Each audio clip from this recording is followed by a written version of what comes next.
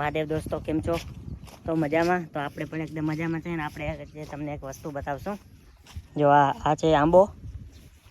થોડાક મહિના પહેલાં અમારા ફુવા આવ્યા હતા ખંભારેથી, તો એ અહીંયા આમાં આ ડાળમાં કલમ લગાવી ગયા હતા. ચીંતી ગયા હતા કે અહીંયા છે ને આવી રીતે કલમ લગાવવાનો, તો એ આપણે જરકોશના કારણે કલમ લાગ્યું નહીં, સુકાઈ ગયું હતું. એના પછી મેં એક આઈડિયા મારી, પાછું મેં કલમ લગાડ્યું આ ડાળમાં અને આમાં ટેપ પટ્ટી મારી. તો આજે એટલે એને 20 થી 25 દિવસ થઈ ગયા છે ને આ મસ્ત મજાની જો કલમ લાગી ગઈ છે અને ખોર આવી ગયો જો છે ને. તો અત્યારે આ બે ડાળમાં ગોટીનો આંબો છે. આ બધા ગોટીના છે. આ છે, પછી આ તો જામફળ છે. આ મસ્ત મજાનો ગોટીનો આંબો છે. આ જબરો થઈ ગયો છે ને. ઓલો છે બાજુમાં, એ ગોટીનો આંબો છે. તો ગોટીના આંબા આપણે કેરી લઈ આવતા હોય એ સિઝનમાં, તો ગોટી નાખી દઈએ ઉગી જાય.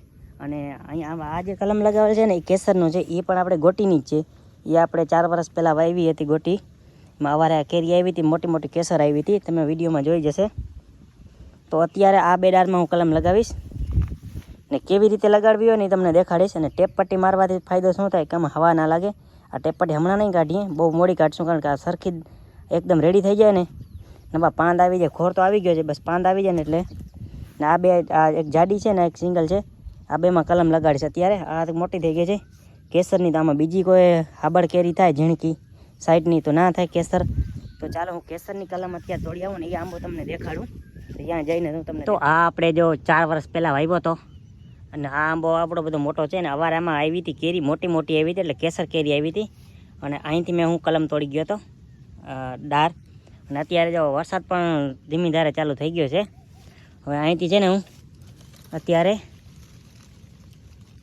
બે કલમ તોડી લઉં, કારણ કે આપણે લગાડવાની છે ને. એમાં કેવી રીતે લગાડશો ને એ પણ તમને દેખાડીશ, કટિંગ કેવી રીતે કરવી નહીં. તો ચાલો હું તોડી લઉં અત્યારે. તો દોસ્તો અત્યારે હું આ બે ડાળ તોડી આવ્યો છું કેસરની. જો આવી રીતે કાંઈક પટ્ટી મારવાની, આવી રીતે. અને અહીંયા જો આમ ખાંચો મારવાનો અને આમ બેસાડી, આવી રીતે બેસાડી અને આમ પેક કરી અને ટેપ મારી નાખવાની. તો 20 થી 25 દિવસ લગન વાટ જોવાની. આવી રીતે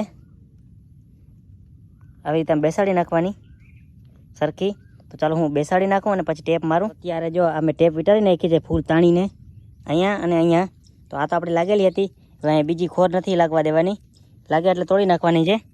તો 20 થી 25 દિવસની રાહ જોઈએ, તો પછી તમને હું દેખાડીશ કે આમાં કલમ લાગી ગઈ કે નથી લાગી ગઈ. એક તો આપણે લાગી ગઈ છે, હવે આ બેમાં જોઈએ છે. પાંદડા બધા તોડી નાખ્યા છે, આવી રીતે જો પાંદડા તોડી નાખવાના. તો પાંદડા તોડી નાખ્યા છે ને હવે જોઈએ છે કલમ લાગે છે કે નથી.